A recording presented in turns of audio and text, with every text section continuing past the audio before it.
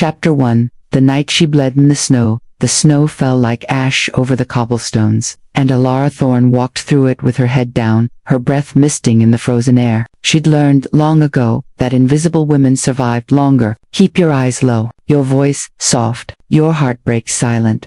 The marketplace had emptied hours ago, leaving only shadows and the distant clang of iron gates closing for the night. She pulled her threadbare cloak tighter, fingers numb despite the wool. The baker had given her 3 copper coins for scrubbing his floors until her knees bled through her stockings. It was enough for bread, maybe cheese, if she begged. She didn't hear the footsteps behind her until it was too late. Pretty thing, aren't you? The voice was thick with ale and malice. Walking alone after dark. Foolish. Alara's heart kicked against her ribs. She quickened her pace. But the man knew there were 2 of them now closed in like wolves scenting prey. Her fingers found the small knife in her pocket, the one her mother had given her before the fever took her. Useless, she thought. What good is a butter knife against men twice your size? We just want to talk, the second man said, his grin wide and rotten. Maybe share what's in your purse. I have nothing, Alara whispered, hating the tremor in her voice. Please, let me pass. The first man laughed a wet, ugly sound and reached for her. She ran. Her boots slipped on ice as she bolted toward the alley between the tailor's shop and the blacksmith's forge. Behind her, their laughter turned to snarls. Heavy footfalls pounded the cobblestones. She rounded the corner, lungs burning, and slammed into something solid. Not something, someone. The impact knocked the air from her chest. Strong hands caught her before she fell, steadying her with an ease that felt almost lazy. She looked up and froze. The man before her was tall, carved from shadows and moonlight. His coat was black velvet, expensive and immaculate despite the snow. Silver buttons gleamed at his throat, but it was his face that stole her breath. Sharp cheekbones, a mouth that looked like it had forgotten how to smile, and eyes the color of winter storms, pale gray, cold, and impossibly old. Forgive me, she gasped, stepping back. I didn't stay behind me. His voice was low, quiet, and utterly unyielding. The 2 men skidded into the alley, breathing hard. When they saw the stranger, their bravado flickered. The first man's hand went to the club at his belt. Step aside, friend. The girl's ours. The stranger didn't move, didn't blink. No, something in that single word made the air feel heavier, colder. Alara's skin prickled with a warning she didn't understand. Listen here, the second man began, but he never finished. The stranger moved faster than thought. One moment he stood still. The next, he had the first man by the throat, lifting him off the ground with one hand. The man's face turned purple. His feet kicked uselessly at the air. You will leave, the stranger said, his tone as calm as if he were discussing the weather. You will forget this place, this night, and this woman. If I see you again, I will ensure you never see anything else. He released the man, who crumpled to the ground, gasping and clutching his neck. The second man didn't wait. He turned and ran, his footsteps echoing into the dark. The first scrambled after him, whimpering. Silence fell like a shroud. Alara's legs shook so badly she thought they might give out. She pressed her back against the cold brick wall, staring at the man who had just saved her. Or had he? There was something wrong about him. Something that made her instincts scream, even as her rational mind told her to be grateful. He turned to face her, and in the moonlight, she saw it. His eyes weren't just gray. They gleamed, faintly luminous, like a predator's caught in lantern light. His skin was too pale, too perfect, as if carved from marble rather than born from flesh. You're bleeding, he said. She glanced down. Her palm was cut. She must have scraped it when she fell. A thin line of red welled up stark against her skin. It was nothing, a scratch. But the stranger's gaze fixed on it with an intensity that made her stomach twist. I'm fine, she said quickly, curling her fingers into a fist. Thank you for helping me. I should go. You shouldn't be out here. His voice was strained now, as if speaking required effort. Not alone, not at night. I had no choice. The words came out sharper than she intended. Some of us don't get to hide when the sun sets. His jaw tightened. For a moment, she thought he might argue. Instead, he took a slow, deliberate step back, putting distance between them. Go home, lock your door, don't open it for anyone. Why do you care? The question escaped before she could stop it. He looked at her, then really looked at her. And something flickered in those cold, ancient eyes. Surprise, maybe, or recognition. I don't, he said quietly, but his voice held a lie. Ilara didn't know why she believed him, didn't know why. Instead of running, she lingered in that frozen alley, studying the man who had appeared from nowhere and saved her with hands that felt too strong, eyes that shone too bright. "Who are you?" she whispered. He smiled then, and it was the saddest thing she'd ever seen. "Someone you should fear." Then he turned and walked into the shadows, and the darkness swallowed him whole as if he'd never been there at all. Ilara stood alone in the snow, her heart pounding, her blood singing with a warning she couldn't name. She should have been terrified, should have run home and bolted every lock. Instead, she stared at the place where he'd vanished and thought, "I will see him again." And somewhere in the dark, she was certain, he knew it too. Chapter 2. The stranger, at her Relata, didn't sleep that night. She lay in her narrow bed in the rented room, above the seamstress's shop, staring at the ceiling beams while shadows danced across the cracked plaster. Every creak of wood made her flinch. Every gust of wind against the shutters sounded like footsteps. The stranger's face haunted her, those storm-gray eyes that gleamed like polished silver, the impossible strength in his hands, the way he'd moved through the darkness as if he owned it. She'd seen violence before. The world was full of cruel men, but this had been different. Controlled, ancient, someone you should fear. She pressed her cut palm against her chest, feeling her heartbeat through the bandage she'd wrapped around it. The wound throbbed, a dull reminder of how close she'd come to something worse than death. Those men would have hurt her, taken what little she had, left her bleeding in the snow. And he had stopped them with a single word and one terrible moment of violence. By dawn, exhaustion finally claimed her. She woke to pale sunlight filtering through the threadbare curtains and the sound of cartwheels on cobblestones below. Her body ached as she dressed in her only other gown, patched gray wool that had belonged to her mother. She braided her dark hair with clumsy fingers, pinned it at the nape of her neck, and tried to convince herself that last night had been a fever dream. It hadn't worked. The day passed in a blur of chores. She scrubbed floors for the baker again, mended shirts for the tailor's wife, and fetched water from the well until her shoulders screamed. The coins she earned went into the small leather pouch she kept hidden in her bodice. 17 copper pieces now, nowhere near enough to pay next month's rent, but it was something by the time twilight painted the sky in shades of bruised purple. Ilara was trudging back to her room with a heel of stale bread and a wedge of hard cheese. Her feet dragged, her eyes felt full of sand. She climbed the narrow stairs to her door, key already in hand, and froze. Someone was sitting on the landing. The stranger from the alley rose to his feet with fluid grace, and Ilara's breath caught in her throat. In the dim light of the stairwell, he looked even more otherworldly than he had in the snow. His black coat was immaculate, his dark hair slightly too long, brushing the collar, but it was his stillness that unnerved her most. He didn't fidget, didn't shift his weight. He simply was, like a statue carved from living shadow. "You," she whispered. "Me." His voice was dry, almost amused. "May I come in?" Every instinct screamed at her to refuse, to run, to scream for help, but curiosity, that dangerous, terrible curiosity that had always been her weakness, made her hesitate. "Why?" "Because we need to talk." He gestured to her door with one pale hand. "And because standing in a public hallway will draw attention neither of us wants. I don't even know your name." "Lucien." He said it like a confession. Lucien. The name meant nothing to her, but the way he said it with weight, with history, made her skin prickle. She studied him for a long moment, weighing risk against curiosity. Finally, she unlocked the door and stepped inside, leaving it open behind her. He followed, closing the door with a soft click that sounded too much like a trap snapping shut. Her room was barely large enough for a bed, a washstand, and a small table with a single chair. The fireplace held only cold ashes. She set her bread and cheese on the table, acutely aware of how shabby everything looked through his eyes, how small her life must seem.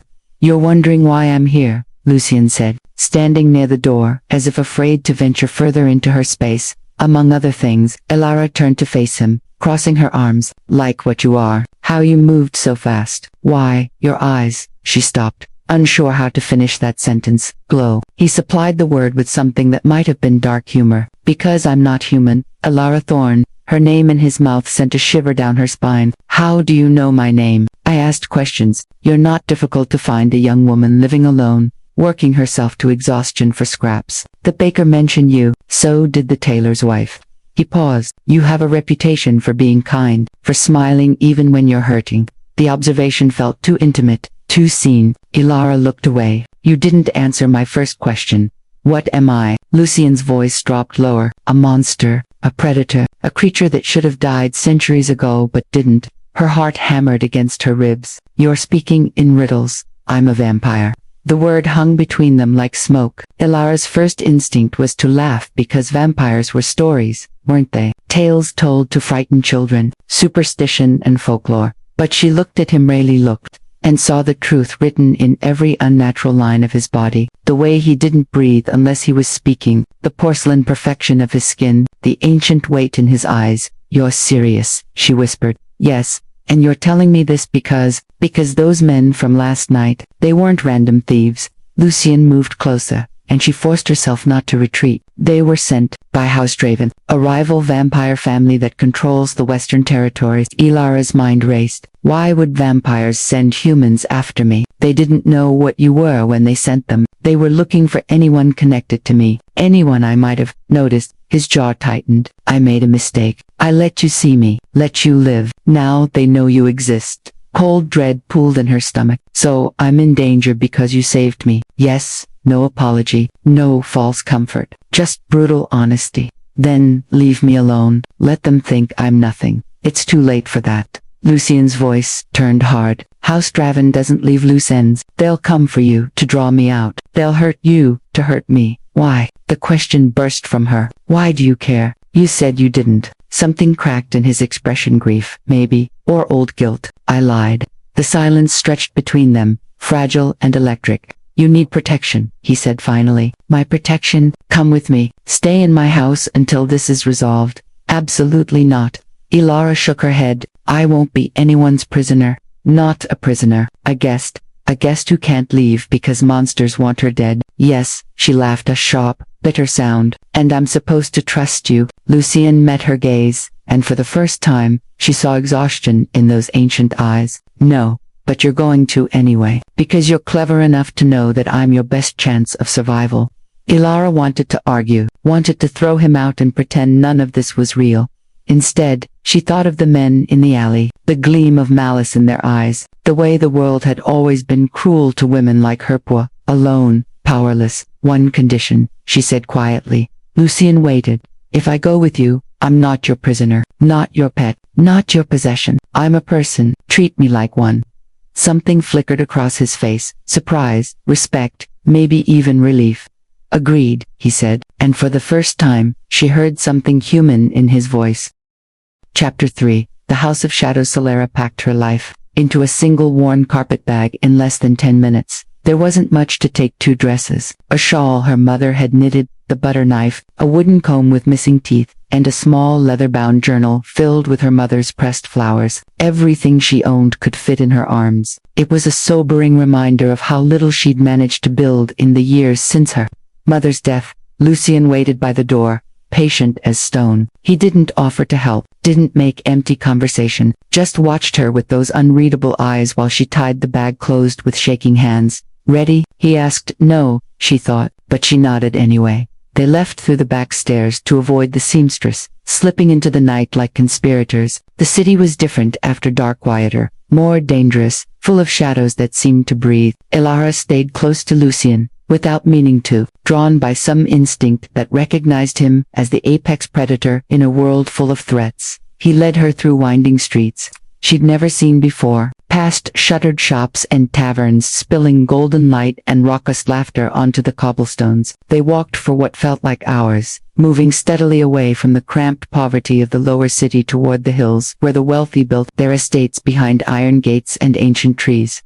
How far? Ilara asked, breathless. Her boots were worn through at the soles, and every step sent jolts of pain up her legs. Lucien glanced at her, then stopped. You're exhausted. I'm fine. You're human. You need rest. He said it without judgment, but the word human carried weight as if it explained everything fragile and temporary about her. Before she could protest, he stepped closer. May you what? Carry you. We'll reach the house faster, and you won't collapse halfway up the hill. Heat flooded her cheeks. I'm not a child. No, you're a stubborn woman who's been working herself to death for months and won't admit when she needs help. His mouth quirked, not quite a smile, but close. Pride won't keep you warm when you're too tired to walk. Elara wanted to argue, but her legs trembled, her feet throbbed, and the hill stretched endlessly upward into the dark. She swallowed her pride like bitter medicine. Fine, but if you drop me I won't. He lifted her as if she weighed nothing, one arm beneath her knees and the other supporting her back. She stiffened, mortified by the intimacy of it, but he didn't seem to notice. He simply began walking again, his pace unchanged despite her added weight. This is humiliating, she muttered. This is practical. His voice rumbled against her side. Close your eyes, rest if you can. She meant to stay alert, to memorize the route in case she needed to escape, but exhaustion pulled at her like an undertow, and the steady rhythm of his footsteps was oddly soothing. Her head dipped against his shoulder just for a moment, she told herself. When she opened her eyes again, they were standing before iron gates taller than two men. The house beyond stole her breath. It rose from the hillside like something out of a ghost story, all gray stone and Gothic arches, with towers that clawed at the sky and windows that reflected the moonlight like watchful eyes. Ivy crawled up the walls in thick ropes, and the grounds stretched into darkness, dotted with ancient oaks and overgrown gardens. It was beautiful and terrible and utterly wrong for the living. This is your home, she whispered. For the last century, yes. Lucien set her down carefully, steadying her until she found her balance. He touched the gate, and it swung open without a sound, no lock, no key, just his presence. They walked up the gravel drive together, and Elara tried not to think about how far they were from the city now, how isolated, how completely at his mercy she'd placed herself. The front door was carved mahogany, 12 feet tall and set with iron hinges that looked older than the country itself. Lucien pushed it open, and warmth spilled out, surprise and welcoming, almost human. Inside, the house was a study in contradictions. The entry hall was vast, with a sweeping staircase that split in two directions and a chandelier dripping crystals overhead, but the furniture was sparse, covered in dust sheets, and the air smelled of disuse and old books. Candles flickered to life as they entered, though Elara saw no one lighting them. Magic, she asked, her voice echoing in the emptiness. Old habits. The house responds to my presence. Lucien closed the door behind them, and the sound of it shutting felt final. You'll have the east wing, 3 rooms, bedroom, sitting room, and a private bath. The doors locked from the inside. Use them if it makes you feel safer. Will they keep you out? He looked at her for a long moment. If I wanted in, no lock would stop me. But I gave you my word, Elara. I don't break my word. She believed him. She didn't know why, but she did. The kitchen is through there. He gestured down the hallway. Help yourself to whatever you need. I've arranged for supplies, human food. I don't eat, but I remember what's necessary. The casual mention of not eating sent a chill through her. What do you eat? Not you. His tone was dry. If that's what you're asking, then what? Blood, but only from those who consent. I have arrangements in the city, people who offer in exchange for money or protection. I don't hunt. I don't take by force. He paused. Not anymore. The addition hung heavy between them, a confession of past sins, perhaps, or a warning of what he used to be. Show me my rooms, Elara said, because she didn't know what else to say. Lucien led her up the staircase, their footsteps muffled by a threadbare runner. The east wing was warmer than the rest of the house, as if someone had prepared it recently. He opened a door, and Elara stepped into a bedroom that was larger than her entire previous room. A 4-poster bed dominated the space, draped in deep blue velvet. A fireplace crackled with fresh flames. Tall windows overlooked the gardens, and a sitting area held 2 chairs and a small bookshelf. It was beautiful, luxurious, terrifying. There are clothes in the wardrobe, Lucien said from the doorway. They should fit. If you need anything, pull the bell cord. Someone will come. Someone. She turned to face him. I thought you lived alone.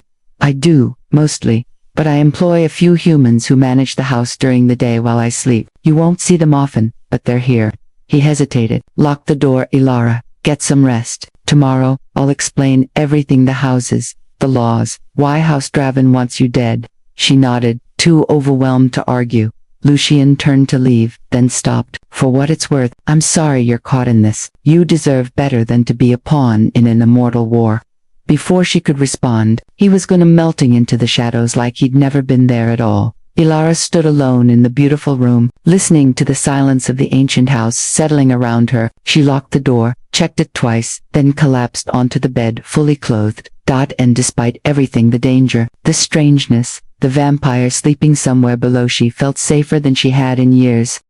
Chapter 4. The wounds we hid. Ilara woke to sunlight streaming through unfamiliar windows and the disorienting luxury of silk sheets against her skin. For a moment, she forgot where she was. Then memory crashed back. The alley, the vampire, the impossible house on the hill. She sat up quickly, heart racing, half expecting to find Lucien, standing in the shadows watching her sleep. The room was empty.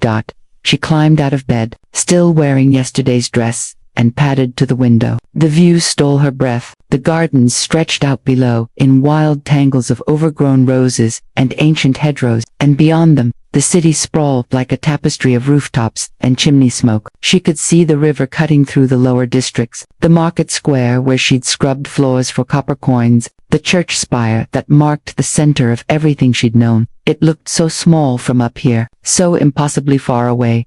A knock at the door made her jump.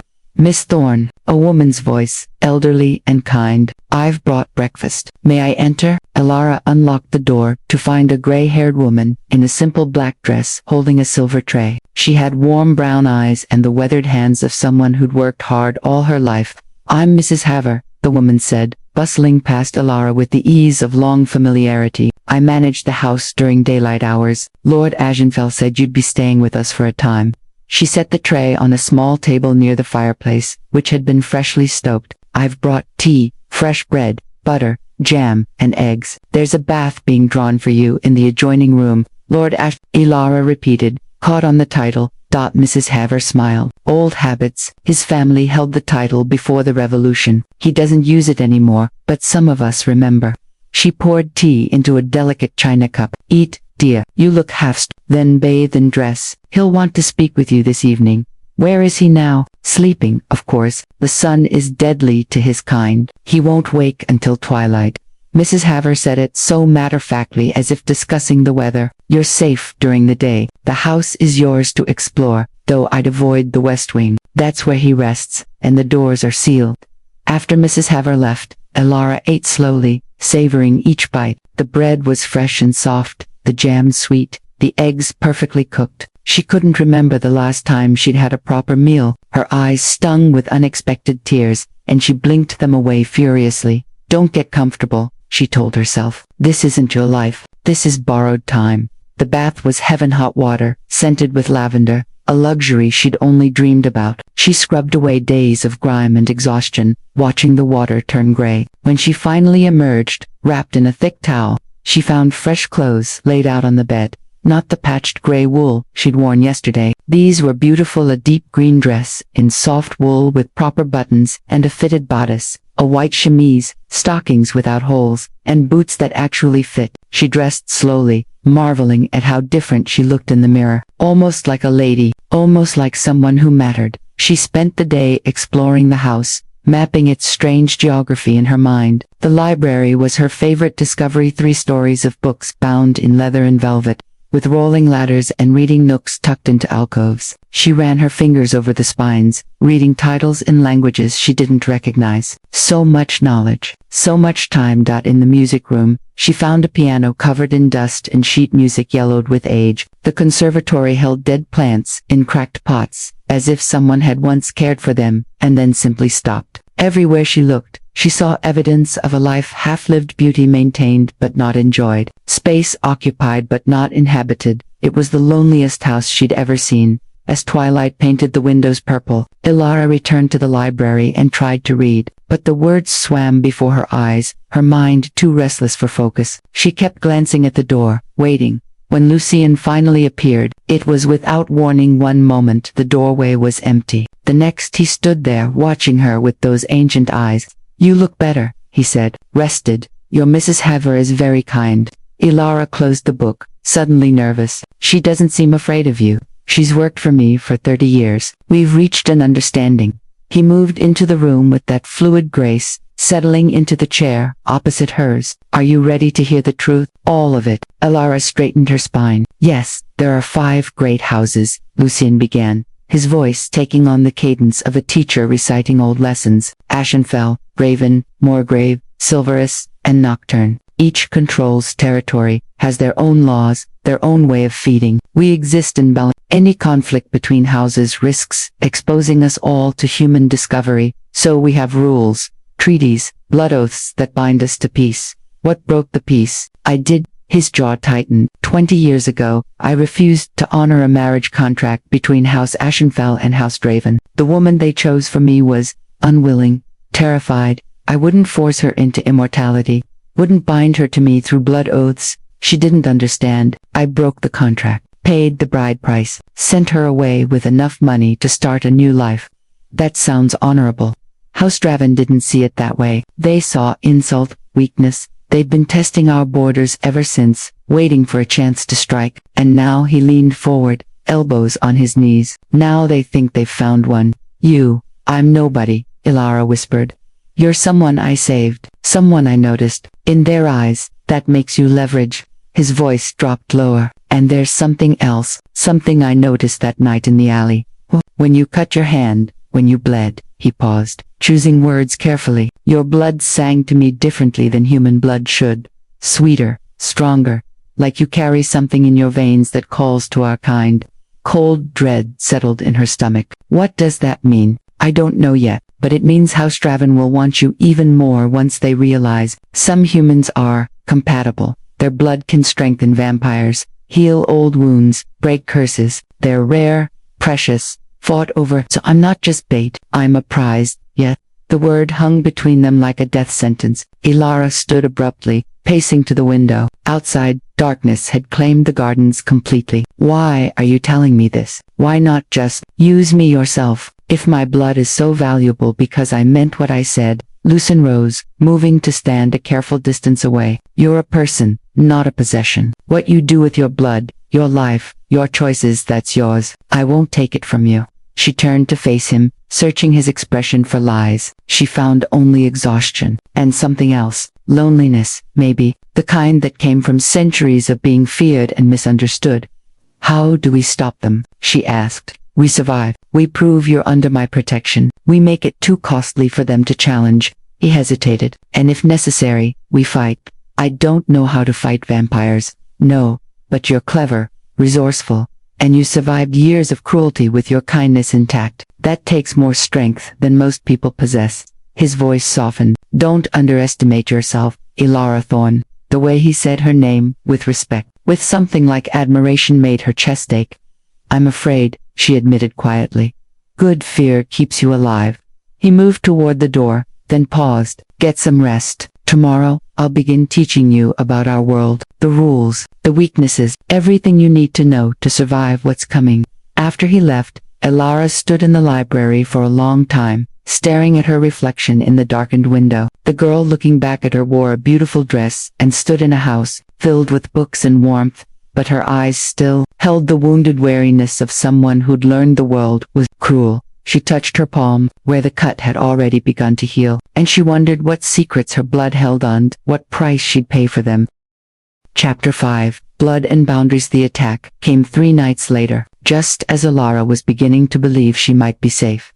She'd spent the evenings with Lucien, learning the intricate laws that govern vampire society, how consent bound everything, feeding required explicit permission, always, how blood oaths worked, sealing promises with power that couldn't be broken, how each house maintained its territory through a delicate web of treaties and mutual threats. We're not monsters by nature, Lucien had told her, his voice quiet in the candlelit library. We're monsters by choice, the ones who give in to the hunger, who take without asking, who see humans as cattle. Those are the ones your legends warn about. But some of us remember what it was to be mortal. Some of us choose differently. She'd watched him as he spoke, noting the careful distance he maintained, the way he turned his face when she moved too quickly and her pulse jumped. He was always aware of her heartbeat, her warmth, the blood moving through her veins, always controlling himself. Does it hurt? She'd asked. The hunger, yes, but pain is an old companion. I've learned to live with it. Now, as she woke to the sound of shattering glass, she wished she'd asked more questions, learned faster, been more prepared. She bolted upright in bed, heart hammering. Moonlight streamed through her broken window, and cold air rushed in carrying the scent of frost and something else. Iron and rot and ancient malice. A figure crouched on her windowsill. The vampire was female, beautiful in the way predators were beautiful, all sharp angles and liquid grace. Her hair was white blonde, her eyes black as pitch, and when she smiled, her fangs gleamed like polished bone. "Hello, little mouse," the woman purred. "House Draven sends its regards." Alara threw herself out of bed, scrambling toward the door, but the vampire moved faster, appearing between her and escape before Ilara could draw breath to scream. "Where are you going?" "We're just getting acquainted."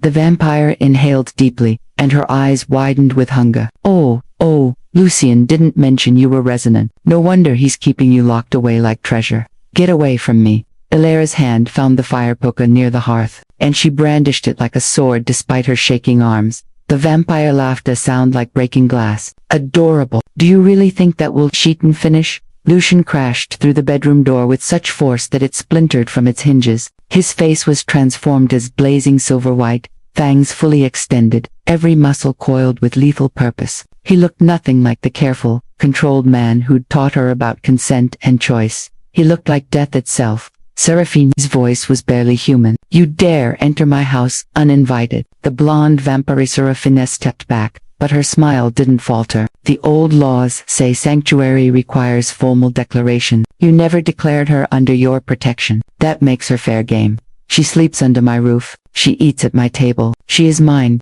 The word came out as a growl. "That is declaration enough, is it? Or is she just a pretty meal you're saving for later?" Seraphine's black eyes found Ilara. "Has he fed from you yet, little mouse? Has he told you what it feels like when we drink? The pleasure that comes with the pain." "Leave." Lucian moved between them, blocking Ilara completely. "Now, or I'll send your ashes back to House Draven, in a box."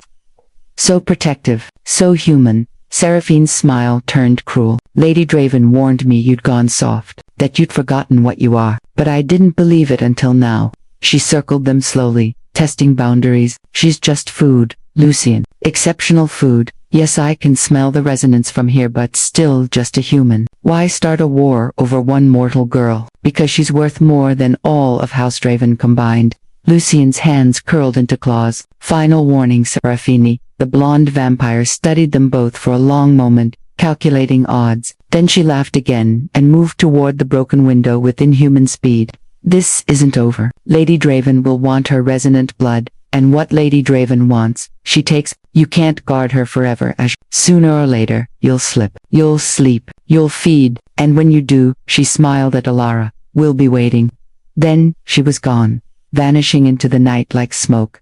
The silence that followed felt crushing. Ilara's legs gave out, and she sank to the floor, the fire poker clattering from her numb fingers. Her whole body trembled with aftershock terror and adrenaline, and the sick understanding of how close she'd come to something unspeakable. Lucian turned to her, and slowly, painfully, his face returned to normal. The blazing eyes dimmed to the fangs retracted, but his hands still shook as he knelt beside her. "Are you hurt?" His voice was rough, scraped raw. Ilara shook her head mutely. "I'm sorry. I should have warded the windows. Should have anticipated." He stopped himself, jaw clenching. "This is my fault. You saved me." The words came out barely above a whisper. "Again, I put you in danger in the first place."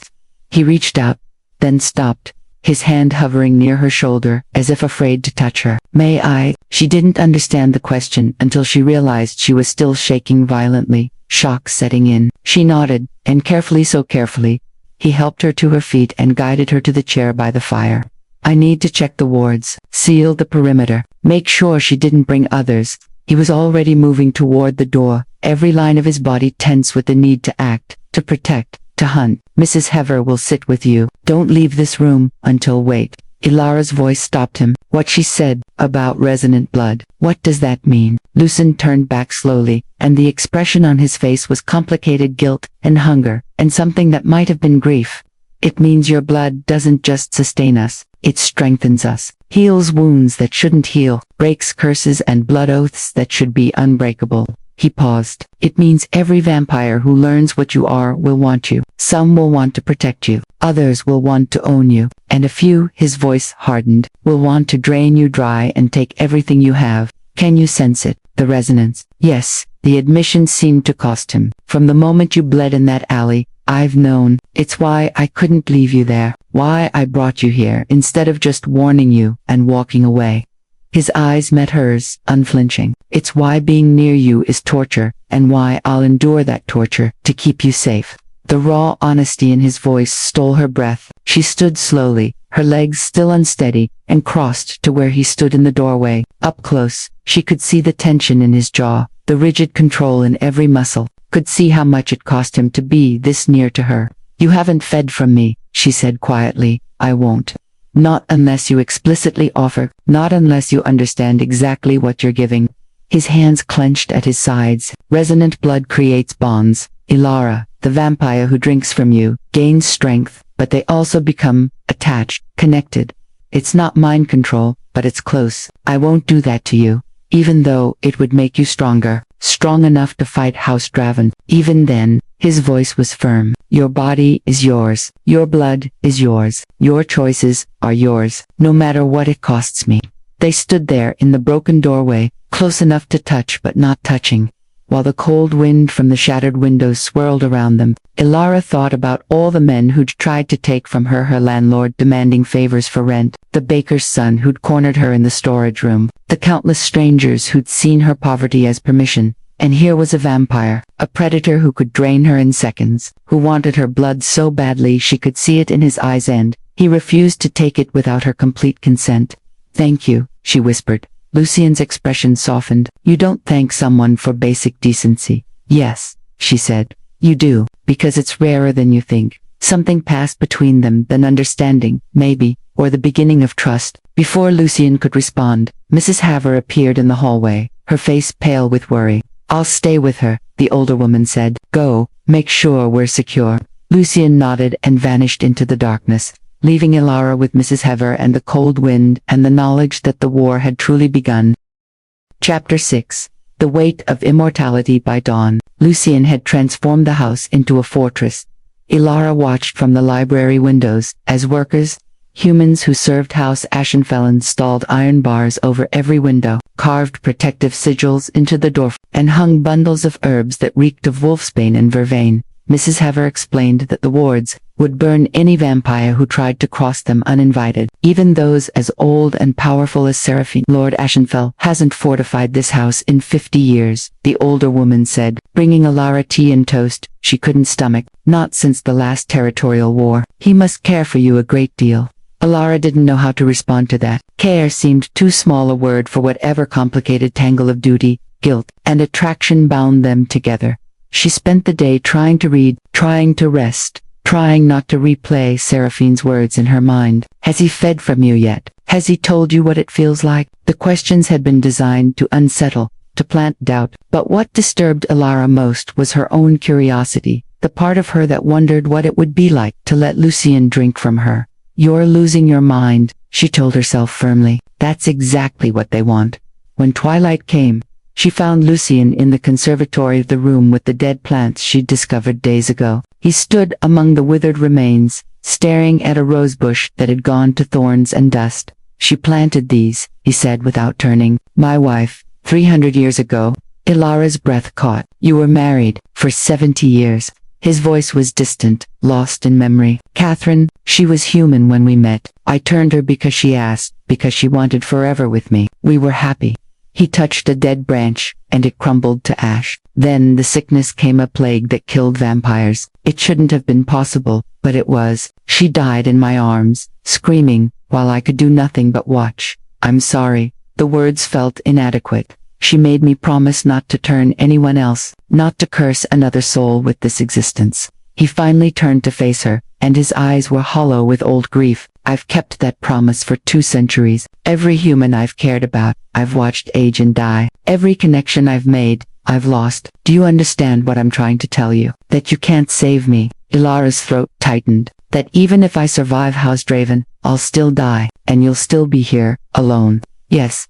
He moved closer, and for once, he didn't stop at a careful distance. He stood close enough that she could see the silver flecks in his gray eyes, could feel the unnatural coldness radiating from his skin. This is what immortality means. Ilara, loss, endless, inevitable loss. Everyone I love turns to dust while I remain. Then why protect me? The question burst out before she could stop it. Why not just let House Draven take me? Why condemn yourself to caring about someone you'll lose? Because I'm selfish. His voice dropped to barely a whisper. Because for the first time in 200 years, when I look at someone, I don't just see an ending, I see a beginning, and I can't. He stopped, jaw clenching. I can't let them take that from me. Even if it's temporary, even if it destroys me when you're gone. The raw vulnerability in his confession made her chest ache. She reached out instinctively, placing her hand over his where it rested on the dead rosebush. His skin was cold as marble, but when her warmth touched him, he shuddered. I'm sorry, she said, for being another loss you'll have to endure. Don't. Lucien's other hand came up, cupping her face with shocking gentleness. Don't apologize for being mortal. Don't apologize for being alive. You're the most vital, brilliant thing I've encountered in centuries. Your mortality doesn't diminish, that it illuminates it. His thumb brushed her cheekbone, and Ilara's breath caught. They were standing too close, the air between them charged with something dangerous and electric. She could see the hunger in his eyes, not just for blood, but for connection, for touch, for something real in a world that had gone cold and empty. Lucien, she whispered, not sure if it was a warning or an invitation. He pulled back abruptly, putting 3 feet of distance between them. Forgive me, that was inappropriate. Was it? Ilara's heart pounded. Or, is this what you do? Keep everyone at arm's length because you're afraid of losing them. I keep them at arm's length because I'm dangerous. His voice hardened. Because I'm a predator, and you're prey. And no matter how much I pretend otherwise, that fundamental truth doesn't change. I don't believe that. Then you're a fool. But there was no heat in the words, only exhaustion. Do you know what happened the last time I let myself feel this way about someone? Before Catherine, before I learned control, I drained her, killed her. She was kind and brave, and she trusted me, and I murdered her because I couldn't stop drinking. The confession hung between them like a ghost. How long ago? Ilara asked quietly.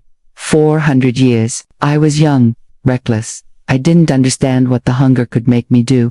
His hands clenched. I've spent centuries learning control, building walls, making sure it never happens again. But you, he looked at her with something like despair. You make me want to tear down every wall I've built, and that terrifies me. Ilara understood. Then, the careful distance wasn't rejection, it was protection. Not just for her, but for him, for the fragile control he'd spent centuries constructing.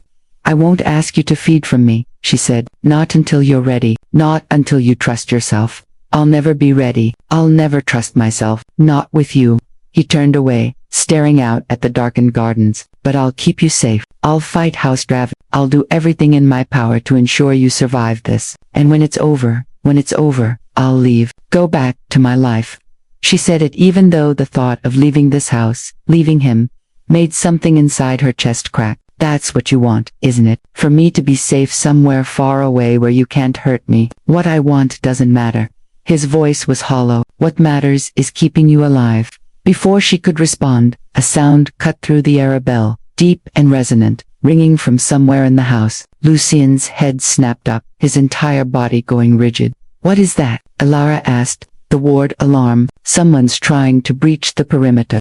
He was already moving, faster than thought, heading for the door. Stay here. Lock yourself in. Don't open the door for anyone but me or Mrs. Haver. Lucien, wait, but he was gone, vanishing into the shadows like smoke. Ilara stood alone in the conservatory, surrounded by dead roses and the echo of his confession. Her hand was still warm where it had touched his, and her heart still raced from standing so close to him. She should have been terrified, should have been focused on the threat circling the house. Instead, all she could think about was the look in his eyes when he'd said, "You make me want to tear down every wall I've built," and the terrifying realization that she wanted him to.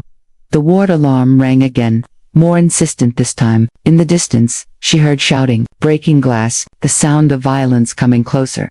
Ilara ran for the library, her sanctuary, even as she wondered if anywhere in this house was truly safe anymore. Outside, in the darkness beyond the wards, House Draven was coming, and this time, they weren't sending just one vampire. They were sending an army. Chapter 7. When monsters bleed, the library door shattered inward just as Ilara reached for the lock.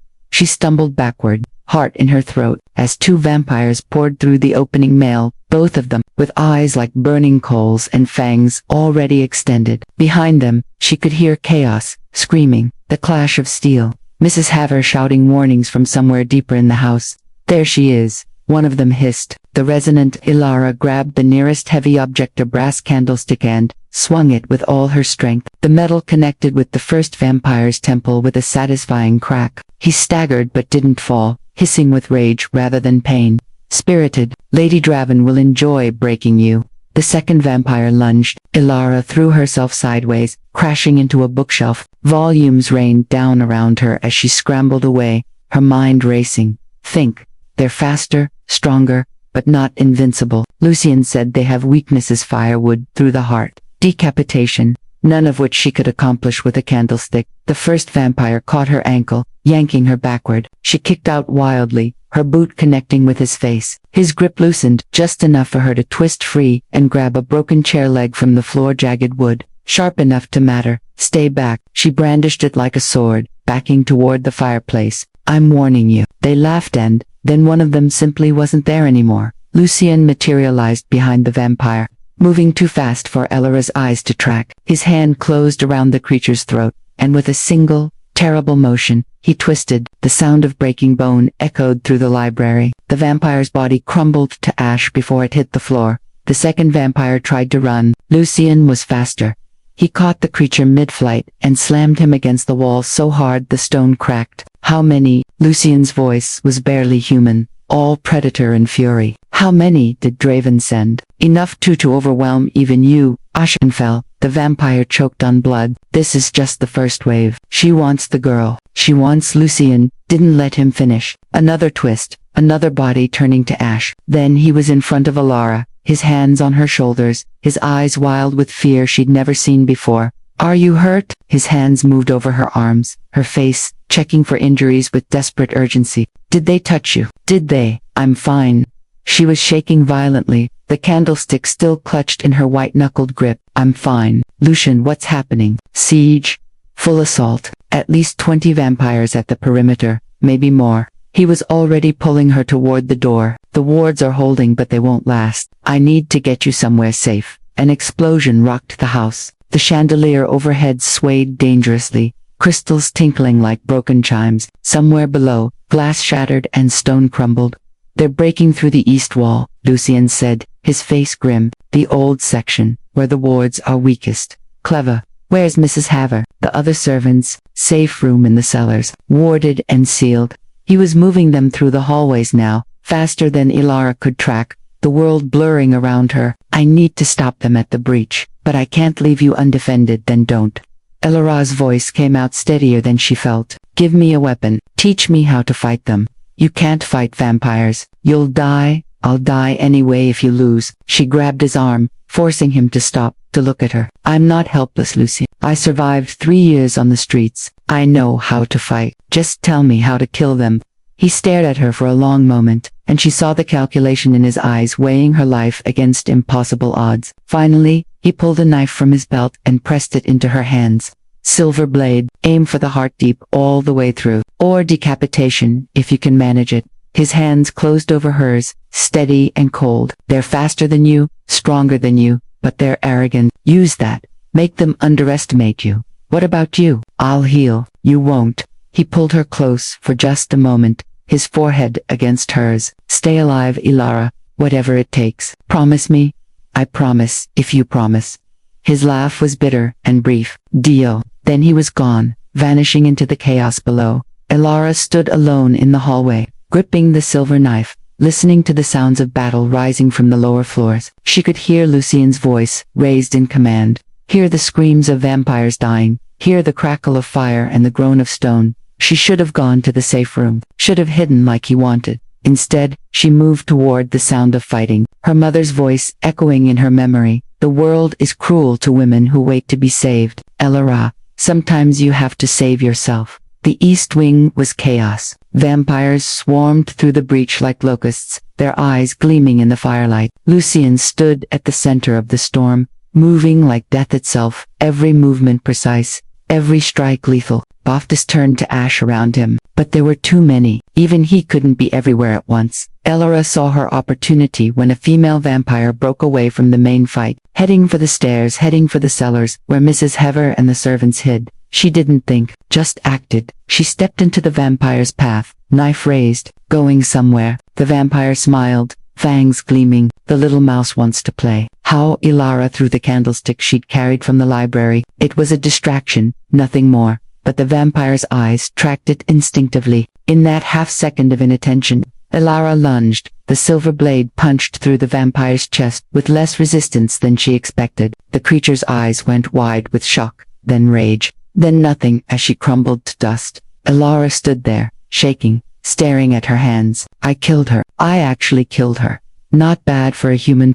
She spun to find another vampire behind her older, with white hair and eyes like chips of ice. He moved with the confidence of someone who'd survived centuries of fighting. But you're out of tricks now, aren't you? He smiled, and I'm much harder to kill. He was right. Ilara's knife was across the room where she'd dropped it. The candlestick was useless. She had nothing, except her blood. The vampire lunged. Elara didn't run. Instead, she grabbed a shard of broken glass from the floor and dragged it across her palm, deep and vicious. Blood welled up, immediately resonant blood, the kind that called to vampires like a siren song. The vampire's attack faltered, his nostrils flared, and his eyes went black with hunger. What are you? Distracted, Elara said, and drove her knee into his groin with everything she had. Vampires might be immortal, but apparently, that particular weakness transcended species. He doubled over with a very human grunt of pain, and Elara dove for her knife. She didn't hesitate, didn't think about the weight of taking a life, just drove the blade home. More ash, more death, thought by the time Lucien found her. She was standing in the hallway, surrounded by the remains of 3 vampires, her hand dripping blood, her dress torn and singed from fire. He looked at her with something between horror and awe. You were supposed to stay hidden. I was supposed to stay alive. She swayed on her feet, adrenaline fading, leaving only exhaustion. Did we win? For now? He caught her before she fell, cradling her against his chest. They retreated, regrouping. But they'll be back. How many did we lose? None of the humans. The house took damage, but it can be repaired. His eyes found her bleeding hand, and his jaw clenched. You cut yourself. Deliberately. It worked, didn't it? It was reckless, dangerous. If I hadn't reached you in time, but you did. She looked up at him, seeing past the anger to the fear beneath. We both kept our promises. We're both alive. His thumb brushed her cheek, leaving a streak of ash. You fought like a warrior. I fought like someone who refuses to be a victim anymore. Something shifted in his expression, admiration, and that dangerous thing that had been building between them since the beginning. He lowered his head, and for one breathless moment, she thought he might kiss her. Instead, he pressed his forehead to hers and whispered, You terrify me, Elara Thorne. Good, she whispered back, because you terrify me too. Around them, the house smoldered. Outside, House Draven waited. But in that moment, covered in ash and blood, they had survived, together. Chapter 8. The Price of Blood. The aftermath was quiet, in the way that battlefields were quiet, not peaceful. But stunned into silence, Elara sat in the library while Mrs. Hever bandaged her hand, the older woman's fingers gentle despite her obvious distress. Around them, servants moved like ghosts through the damaged house, sweeping ash, boarding broken windows, carrying away debris. The east wall gaped open to the night, a wound in the stone that would take days to repair. You shouldn't have fought, Mrs. Hever said softly, tying off the bandage with practiced efficiency. You could have been killed. I know. Elara's voice was flat, exhausted. She couldn't stop seeing the vampires crumbling to dust, couldn't stop feeling the resistance of flesh against her blade. But I couldn't just hide while others died protecting me. Lord Ashenfell won't see it that way. He'll blame himself for putting you in danger. He already does. Elara looked toward the door where Lucien had disappeared an hour ago, coordinating repairs, checking wards, sending messages to allied houses. He blames himself for everything. Mrs. Hever paused, studying Elara's face with shrewd eyes. You care for him. It wasn't a question. Elara didn't bother denying it. Is that foolish? Yes, but love often is. The older woman gathered her supplies, preparing to leave. He hasn't let himself care for anyone in 200 years. You know, not since Lady Catherine died. He's been hollow, going through the motions of existence without truly living. But since you arrived, She smiled sadly. I've seen him laugh, seen him angry, seen him afraid. You've made him feel again, Miss Thorne. That's a gift, but it's also a curse. After Mrs. Haver left, Ilara sat alone in the damaged library, watching dawn approach through the broken windows. She should have been exhausted, but her mind wouldn't quiet. She kept thinking about Lucien's hands on her face, checking for injuries, the desperation in his voice when he'd asked if she was hurt, the way he'd looked at her in the hallway, covered in ash and blood, as if she were something precious and terrifying at once. You've made him feel again. Was that fair to him? To break open his carefully constructed isolation, only to die in a handful of decades and leave him alone again? Wouldn't it be kinder to maintain distance, to protect them both from the inevitable grief? She was still wrestling with these thoughts when Lucien appeared in the doorway, silhouetted against the rising sun. He looked haggard, face drawn, clothes ruined, ash still clinging to his dark hair, but he was alive, whole. You should be sleeping, he said. So should you. I don't sleep like humans do. A few hours at midday is enough. He moved into the room, careful to stay in the shadows as the sun climbed higher. How's your hand? Healing. Mrs. Haver says I'll have a scar. I'm sorry. Don't be. I chose to fight. She stood, crossing to where he stood at the edge of shadow and light. How bad is the damage? Containable. The wards held long enough. We lost part of the east wall, some furniture, books. His voice was carefully neutral. No human casualties. That's what matters. What about House Draven? Will they attack again? Not immediately. They lost 12 vampires tonight, more than they expected. They'll need time to regroup, to decide if you're worth the cost. His jaw tightened. But yes, they'll come again. This isn't over. Ilara absorbed this quietly. Then we need a different strategy. We can't just defend indefinitely. We can't. His eyes met hers, and she saw the weight of impossible choices in them. But I can hold them off long enough for you to escape. Mrs. Haver has contacts in the southern territories, outside House Draven's reach. She can take you somewhere safe. No, Ilara, I said no. She stepped closer, into the boundary between shadow and light where he stood. I'm not running. I'm not leaving you to face this alone. You don't understand what you're asking. If you stay, if they capture you, his voice broke, what they'll do to you, what they'll take from you. I can't protect you from that. Not forever. Then don't protect me. Fight with me. Teach me everything I need to know about their weaknesses, their tactics, their laws. Let me be your partner, not your burden. You're not a burden. The words came out fierce, almost angry. He stopped, struggling. You're the first thing I've wanted to protect in centuries. The first person who's made me remember what it felt like to be human, to care, to hope, and that terrifies me more than any war. Why? She reached up, cupping his face with her bandaged hand. Why does hope terrify you? Because hope makes you vulnerable. It gives your enemies leverage. It makes you weak. But even as he said it, he leaned into her touch, his eyes closing briefly. Catherine hoped we'd have forever. She died screaming. Every human I've cared about since they all died while I watched. Hope is a luxury I can't afford. Or maybe it's a necessity you've denied yourself for too long. Ilara's voice softened. You said I make you feel again, but Lucien, you can't just feel the good things. Fear and grief come with joy and hope. That's what it means to be alive, really alive, not just existing. His eyes opened, storm gray and ancient and utterly lost. I don't know how to do this, how to want something I know I'll lose. No one does. That's what makes it brave. She stepped closer, until they were nearly touching, until she could feel the cold radiating from his skin. I'm not asking for forever. I'm not asking you to turn me or bind me with blood oaths. I'm just asking you to stop pushing me away, to let yourself want me for however long we have.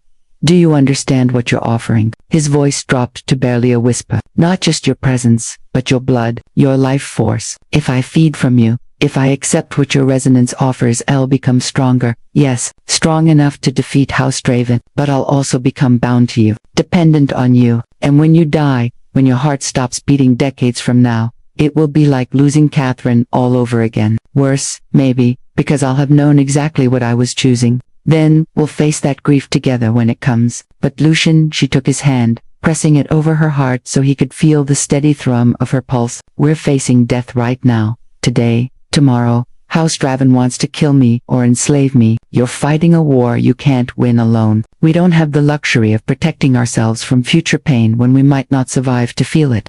His hand trembled against her chest, his control fracturing. If I start drinking from you, I might not be able to stop. The hunger. I trust you. You shouldn't, but I do. She held his gaze, unflinching. I trust you more than I've trusted anyone, more than I've trusted myself. Sometimes, and I'm offering this freely, not because you've compelled me or manipulated me, but because I choose to, because I want to help you, because her voice caught, because I care about you. You stubborn, self-sacrificing, impossible man. For a long moment, Lucien just stared at her, and she could see the war raging behind his eyes, centuries of control battling against need, fear fighting hope, isolation warring with connection. Finally, he pulled his hand away, stepping back into deeper shadow. Not yet, he said, his voice rough. Not until I'm certain I can control myself. Not until I'm sure I won't hurt you. He met her eyes across the distance he'd created. But thank you, for offering, for trusting me when I don't trust myself. When you're ready, Elara said quietly, the offer stands. He nodded once, then turned to leave. At the doorway, he paused without looking back. Tonight, after I rest, I'll teach you how to fight properly. If you're going to insist on staying, you're going to learn how to survive. His voice softened. I can't lose you, Elara. I won't. Then he was gone, retreating to whatever dark sanctuary he slept in, leaving Elara alone with the sunrise and the knowledge that something between them had shifted. She'd offered him her blood, her trust, her heart, though she hadn't said those words aloud, and he'd refused not because he didn't want it, but because he wanted it too much.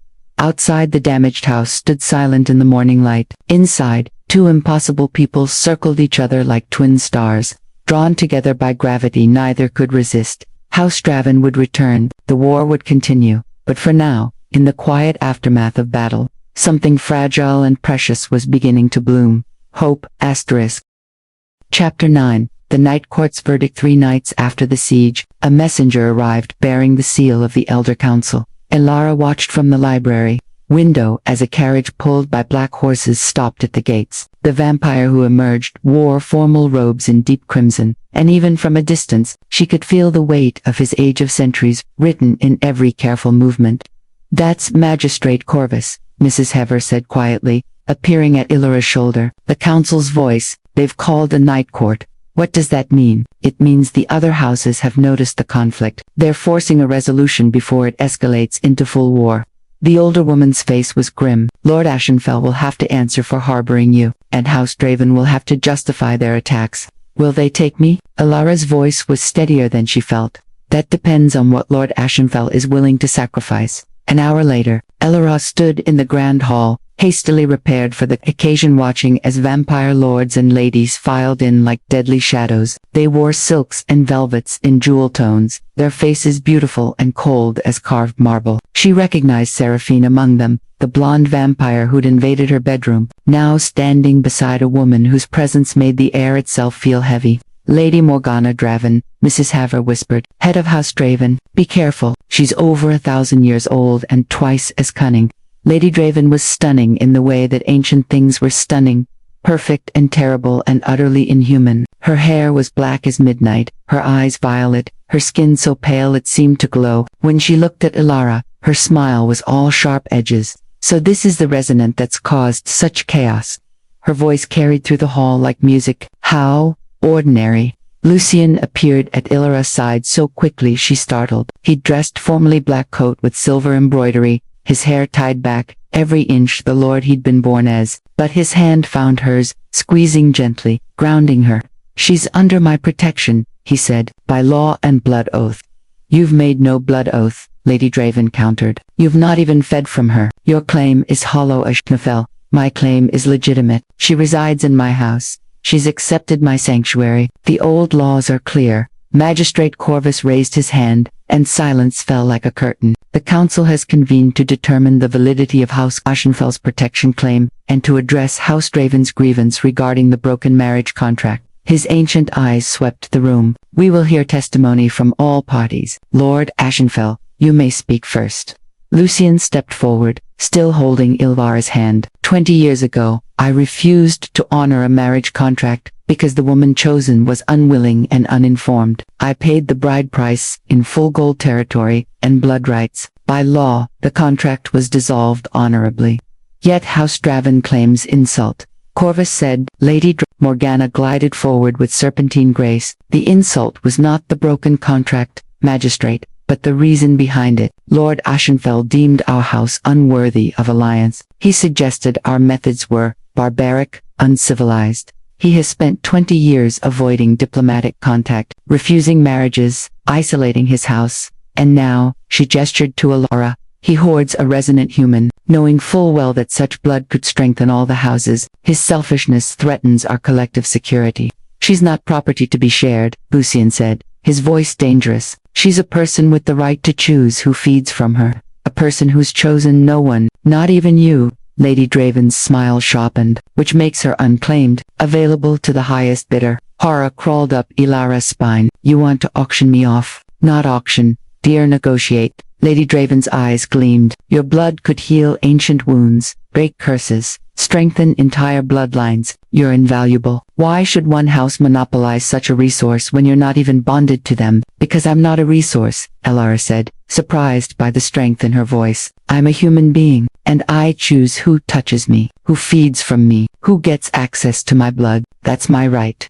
not yours to negotiate. A murmur rippled through the assembled vampires, some approving, some disdainful. Bold words, Corvus said, studying her with interest. But tell me, Alara Thorne, if Lord Ashenfell's protection were withdrawn, what would you choose? Which house would you petition for sanctuary? It was a trap. Whatever she said would have consequences. If she named any house, she'd insult the others. If she named none, she'd be declared unclaimed. If she named Ashenfell without his formal blood oath, she'd expose the weakness in their position. I would choose freedom, Ilara said carefully. I would choose to live my mortal life without becoming any house's possession. Lord Ashenfell has offered me that freedom. He's asked nothing of me except that I stay alive. No other house has made such an offer, because it's wasteful. Another vampire spoke up. Lord Silverus, silver-haired and cold as winter. You have perhaps 60 mortal years remaining. Why not extend that? Become one of us. You could have centuries, power, immunity from death. At what cost? Ilara met his gaze. My humanity, my ability to choose my own path. I've seen what immortality does, how it hollows you out until you forget what it means to truly live. I'd rather have 60 years of real life than an eternity of cold existence. The silence that followed was absolute. Several vampires looked offended, others looked thoughtful. Lady Draven looked furious. You insult us, she hissed. I speak truth. Alara's hand tightened around Lucian's, and if that's insulting, perhaps the problem isn't with what I'm saying but with what you've become. Enough.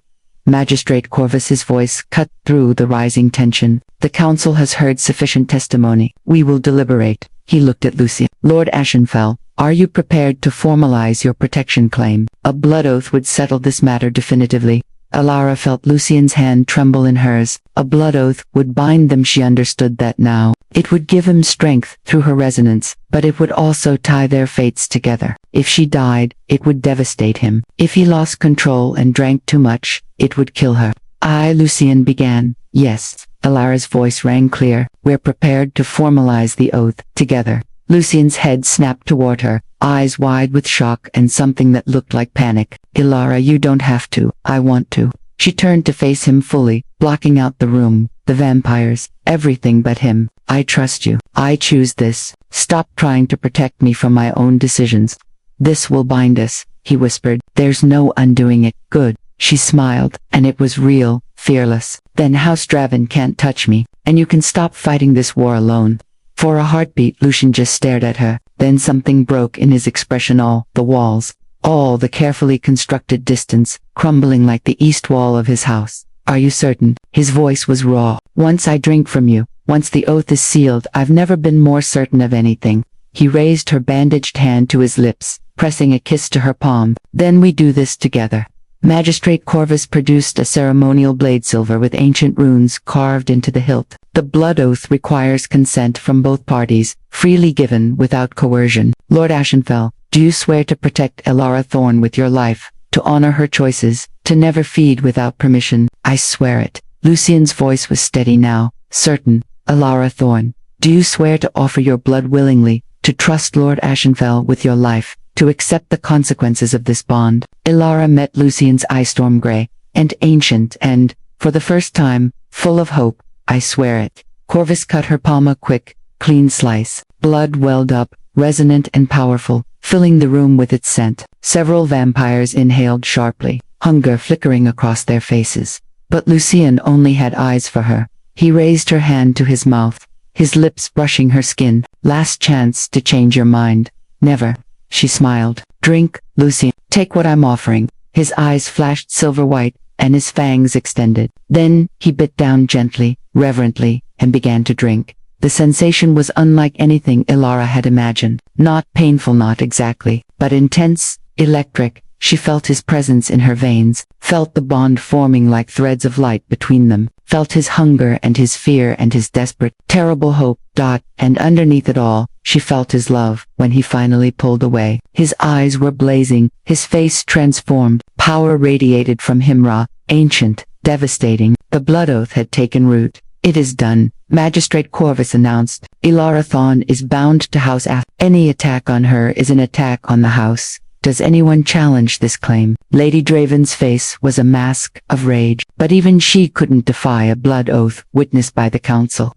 This isn't over, Ashenfell, she said quietly. You've made a powerful enemy. I made that enemy 20 years ago. Lucien's voice was hard, unyielding, but now I have something worth fighting for.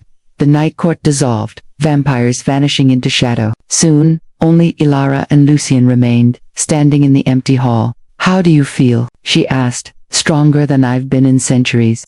He touched her face gently. And more terrified than I've ever been, because now I have everything to lose. Then we'll make sure you don't lose it. She leaned into his touch. Together, outside, dawn approached. And for the first time in 200 years, Lucien Ashenfell faced it without fear. Chapter 10. Twilight's Promise. The final attack came on the winter solstice. When the night stretched longest and the darkness held its breath, Ilara woke to Lucien's hand on her shoulder, his face grim in the candlelight. 3 weeks had passed since the blood oath, 3 weeks of careful peace, of learning to navigate the bond between them, of stolen moments in the library where he taught her vampire history and she taught him how to laugh again. But peace, she'd learned, was always temporary. They're coming, Lucien said quietly. All of them. House Draven's full force. This is the end, one way or another. Ilara dressed quickly in the leather armor Mrs. Haver had commissioned, a practical, flexible, designed for a human fighting alongside immortals. She strapped on her silver knife and checked the vials of holy water at her belt. Lucien had trained her relentlessly, and she'd become efficient if not skilled. Enough to survive, he'd said. Enough to matter. How many? She asked, braiding her hair back with steady fingers. 40, maybe more. Lady Draven herself is leading them. Lucien's jaw tightened. She's calling for trial by combat. If I defeat her champion, House Draven withdraws all claims. If her champion wins, he didn't finish, then they take me. No. His voice was fierce. I won't let that happen, even if I have to burn both our houses to ash. Ilara crossed to him, taking his face between her hands. The bond thrummed between them. She could feel his fear, his determination, his love. 3 weeks of feeding from her had transformed him. He moved faster, healed quicker, his eyes burned brighter, but more than that, he'd softened, opened, let himself feel again. We're going to win, she said, because we're fighting for something real. They're fighting for pride. He kissed her then, deep and desperate, pouring everything unsaid into that single moment. When they finally pulled apart, his eyes glowed silver. Stay close to me. Don't take unnecessary risks. And if things go wrong, his voice cracked. If I fall, you run. Mrs. Haver has horses ready. You ride south and never look back. I'm not leaving you. Ilara, I said, I'm not leaving you. She smiled, fierce and unafraid. We made an oath, remember? Together. That means all the way to the end.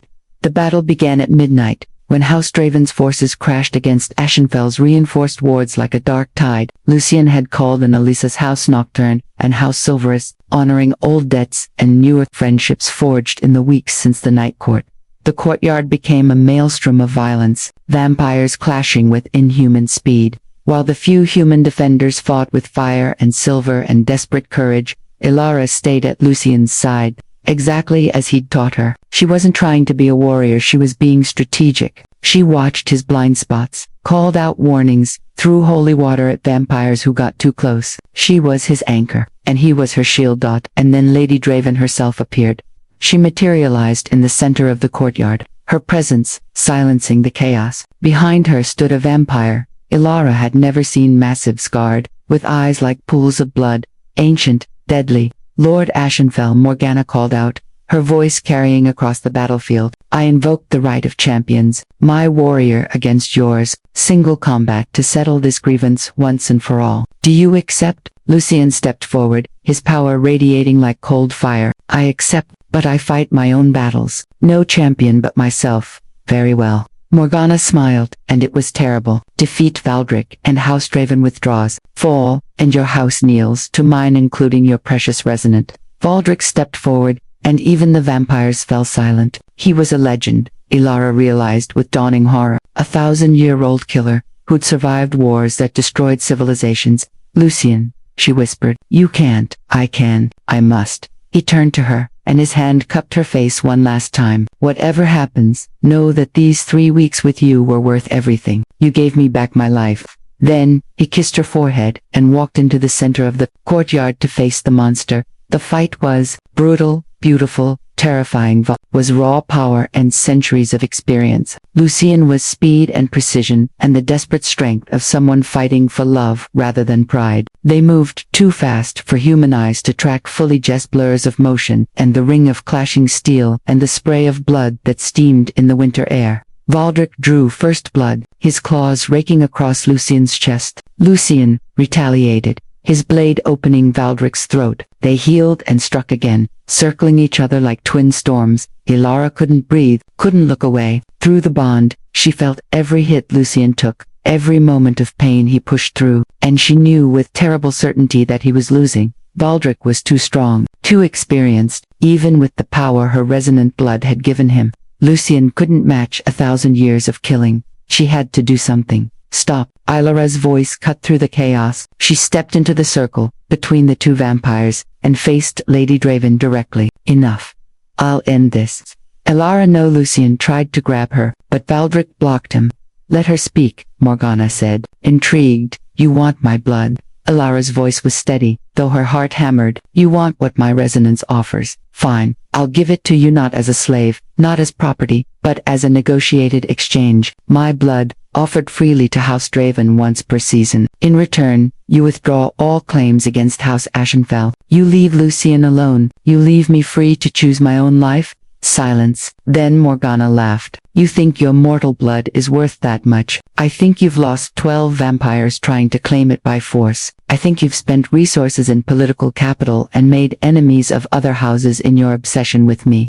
Ilara stepped closer. I'm offering you what you want without the cost of war. That's worth everything. Morgana's eyes narrowed. And what guarantee do I have that you won't simply refuse when the time comes? The same guarantee Lucien gave me, a blood oath, witnessed by the council, binding and unbreakable. Ilara's hands clenched. I'll swear to provide my blood quarterly, and you'll swear to honor my autonomy and leave House Ashenfell in peace. Equal terms, freely given. No. Lucien's voice was anguished. Ilara, you can't bind yourself to them. I'm not binding myself to them. I'm choosing peace. She looked at him, and love flooded the bond between them. I'm choosing us, a life together without constant war. Isn't that worth a few hours of discomfort 4 times a year? Morgana studied her for a long moment, then she smiled, genuine this time, almost respectful. You're clever, little mortal, braver than most vampires I know. Very well, I accept your terms. We'll draft a contract, witnessed by the council, quarterly blood offerings in exchange for peace, and you withdraw immediately. Tonight, no more attacks. Agreed. The word felt like a door closing on one life and opening to another. Magistrate Corvus was summoned. Documents were drawn up in formal script. Ilara signed her name beside Morgana's, and the blood oath was sealed with a single drop from her finger. Power rippled through the air, binding them to the terms. When it was done, House Draven withdrew like shadows retreating before dawn. The courtyard emptied. The battle was over, and Ilara collapsed into Lucien's arms.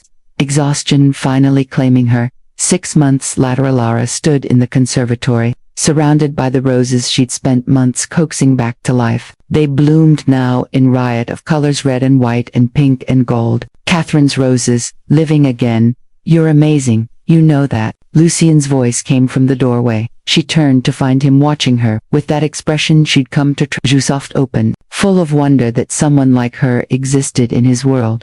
I just planted some flowers. You brought life back to a house that had forgotten what living meant.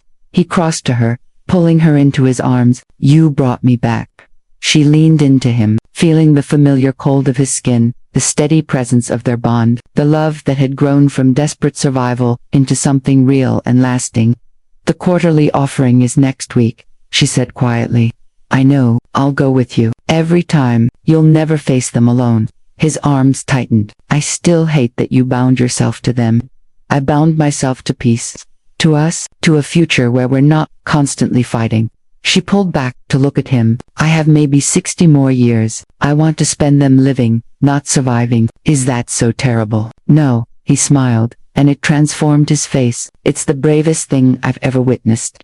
They stood together in the conservatory as twilight painted the sky in shades of purple and gold. Outside, the world continued dangerous and beautiful and full of possibility. But inside the house of Ashenfell, two impossible people had found something rarer than immortality. They'd found home. I love you, Alara whispered. I love you, Lucien answered, for however long we have, for every moment you'll give me.